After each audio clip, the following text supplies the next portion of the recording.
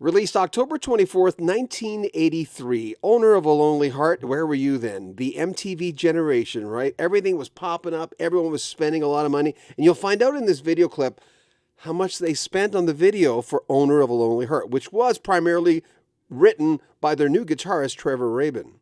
In a future video, you'll hear how the whole thing was put together, how the whole new band of Yes was put together after they initially broke up. Danny Webb was the actor in the longer version of Owner of a Lonely Heart, and he had to go through some things. Do you remember the video? After you watch this, go back and watch the video. Trevor Rabin talks about, and remember he has a brand new album called Rio. Oh my, I love this record. I love this new record.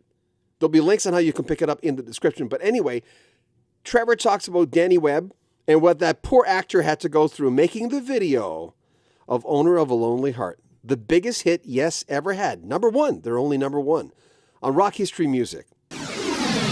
The Owner of the Lonely Heart video. I mean, were you guys really on top of that building? Yes, we were on top of that building.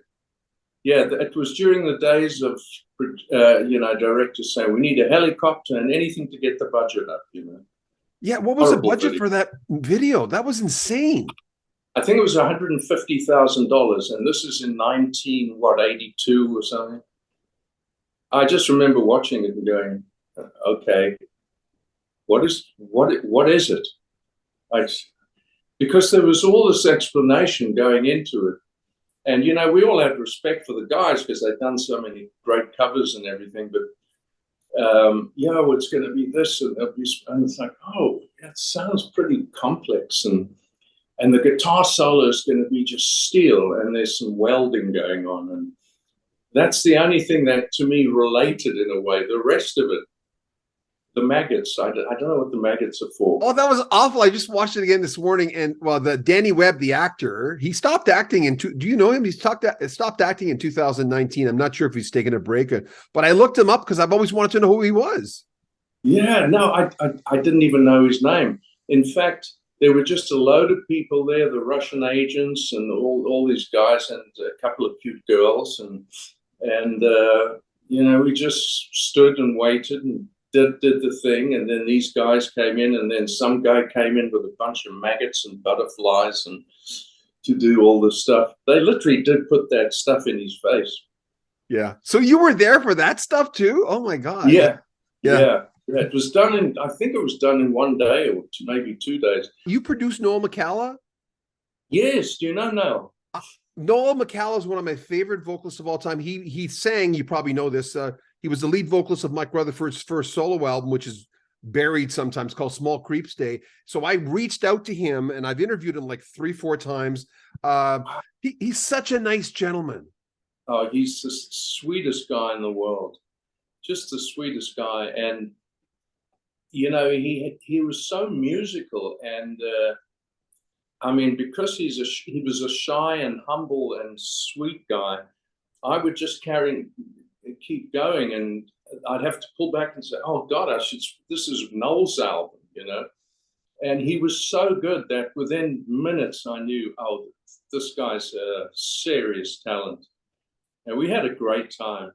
The album didn't do particularly well at all, but he was a super talent and writer as well. Big Mistakes. Start the album, because I grew up in the 70s. I'm 63. All my favorite albums have a killer opening track. Tell me about Big Mistake. Soaring, driving tune.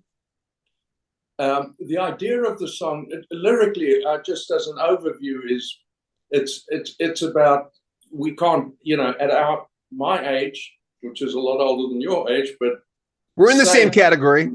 So, yeah.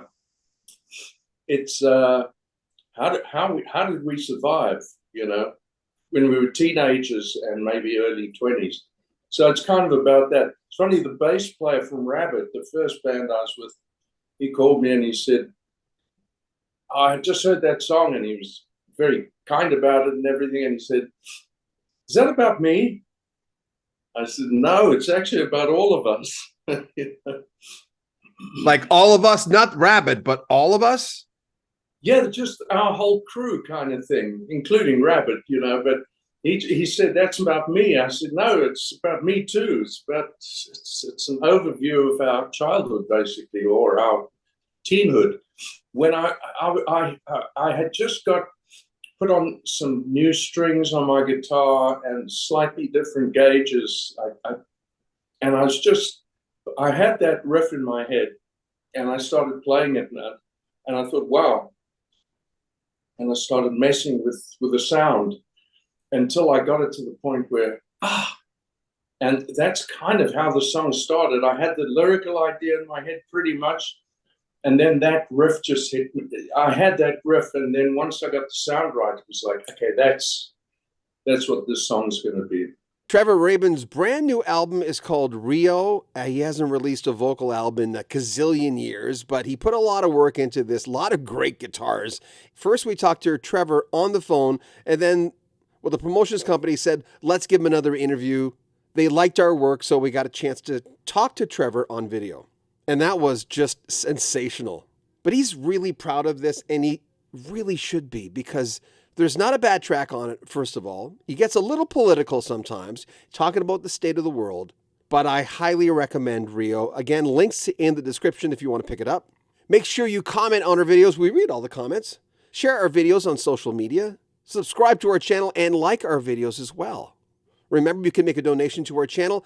At the very top of the description, there's a PayPal link where you can make a donation, or join our Patreon where you get early access to all our videos. I'm John Bowden. This is Rock History Music. Take good care of yourself.